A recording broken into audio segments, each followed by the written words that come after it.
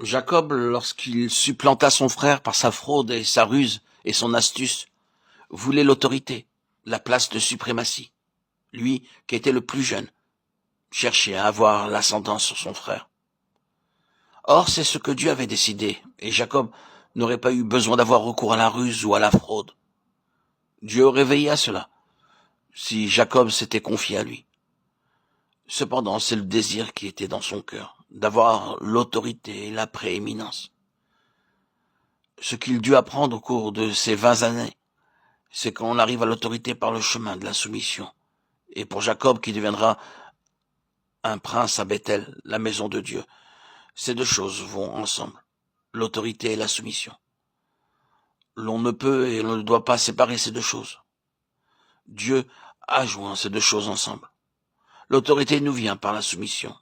La soumission conduit à l'autorité. Je crois d'ailleurs que Dieu a choisi quelque chose de très beau pour nous montrer cela.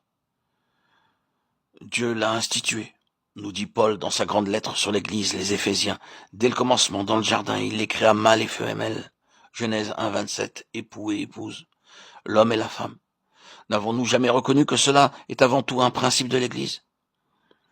Si nous faisons remonter cela au ciel, à la pensée, au cœur de Dieu, nous trouverons qu'il a en vue l'Église, Christ et l'Église, ses membres, le fiancé et la fiancée, l'époux et l'épouse.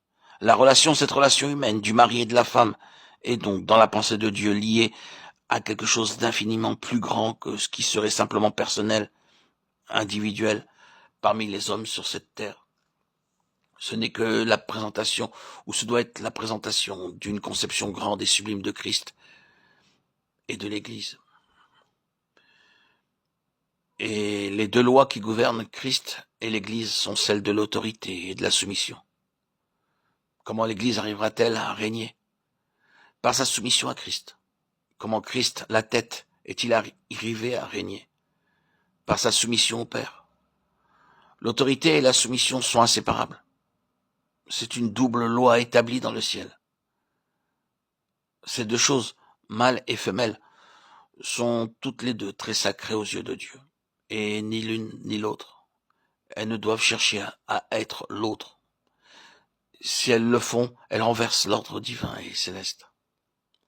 Elles existent pour représenter quelque chose de très saint, quelque chose de très sacré. Si nous le considérons plus intimement, nous verrons que ces deux traits se retrouvent dans la personne de Christ lui-même.